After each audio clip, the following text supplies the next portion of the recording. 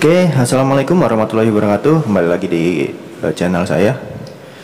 Kali ini ada kabel ya, ada gulungan kabel nih rusak, putus.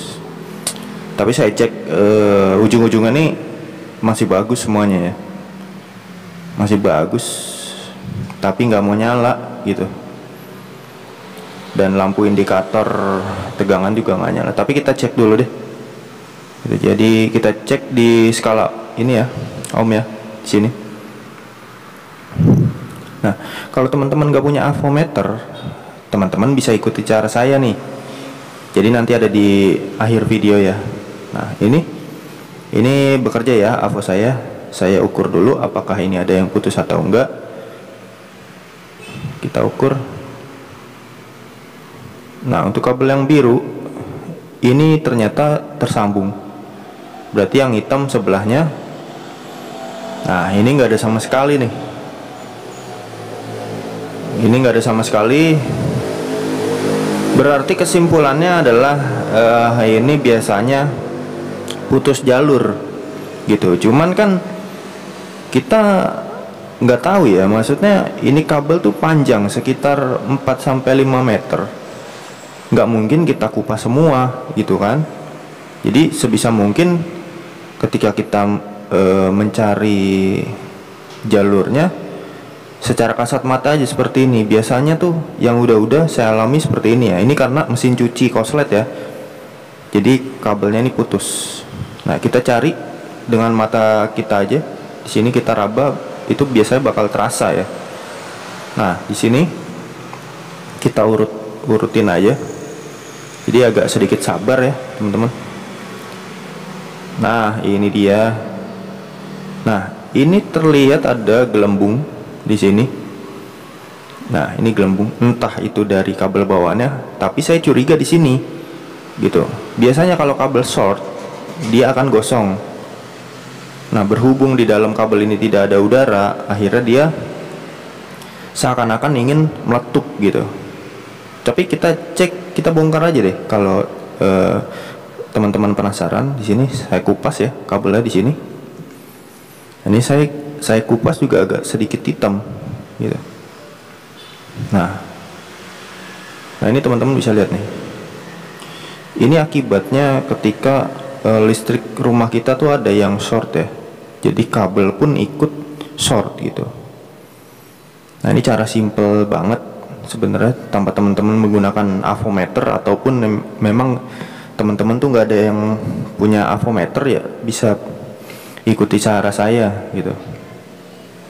Nah, ternyata bener aja ini putus di tengah itu. Jadi tandanya gampang, teman-teman tandain aja, kita raba pakai tangan. Ketika memang ada di situ ada gelembung sedikit, itu biasanya kegosongan terjadi di situ, teman-teman. Ini teman-teman bisa lihat sendiri ya. Nanti kita ukur apakah benar ini yang putus atau memang ada jalur lain yang putus gitu. Ini kita coba mau sambungin dulu di sini. Nah, ini kabelnya udah terlihat gosong, makanya saya kupas lagi gitu. Ini sengaja saya nggak potong dua-duanya karena yang biru, kabel yang satunya lagi tuh masih tersambung dan nggak gosong. Jadi sayang gitu kalau misalkan saya putus lagi, berhubung isolasi kabel saya juga udah habis. Jadi saya pakai cara instan aja di sini. Ya, sebelum saya sambung, ini saya coba sambungin dulu. Saya coba tes apakah dia kesambung atau enggak. Nah, ternyata hitamnya tersambung, teman-teman. Nah, ini dia.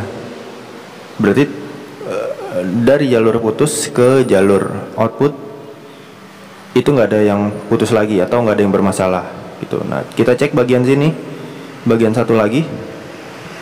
Karena ini kabelnya panjang, makanya agak susah buat kita cari kerusakannya, melainkan dengan cara kita ngeraba kabelnya aja dulu, seperti itu. Kalau mungkin timbul pertanyaan, bang, kalau misalkan nggak ada tanda-tandanya ketika kita raba itu gimana? Nah, kalau saya udah berapa kali ngalamin kerusakan kayak gini tuh pasti banget ada tandanya gitu.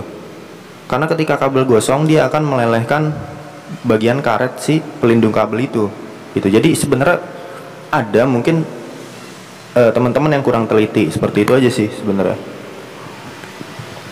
Jadi ya sebisa mungkin kalau kita ngerjain apa-apa teliti lah, karena berkaitan dengan listrik itu tidak bisa diremehin gitu. Ini saya sambung aja, saya pakai kabel jamperan aja lah di sini. Ya teman-teman juga bisa sambung langsung aja, itu nggak apa-apa, karena ini kabelnya udah pendek kan, tembaganya udah gosong sebagian, jadi ketika saya mau langsung sambung itu nggak sampai dia. Nah ini ya, jangan lupa teman-teman, kalau teman-teman suka dengan video saya atau support saya, bisa klik tombol subscribe di pojok kanan bawah supaya teman-teman bisa tidak ketinggalan video update dari saya, ya gratis. Dan jika ada pertanyaan, teman-teman bisa komentar aja, entah itu bertanya tentang video yang ada di sini atau video ya saya yang lainnya, seperti itu. Nah ini kita tekuk aja di sini supaya rapih. Seperti biasa, teman-teman pasti lebih rapih dari saya pengerjaannya. Nah ini bekas kabel yang tadi kita potong, ini saya pergunakan untuk menutup badan kabel yang terbuka ya, atau menganga seperti ini. Jadi tidak ada sampah lagi yang kita buang dari bekas potongan kabel. Nah sekarang kita tes dulu menggunakan AVO, apakah kita sambung itu short atau memang sudah bagus. Teman-teman bisa lihat di sini.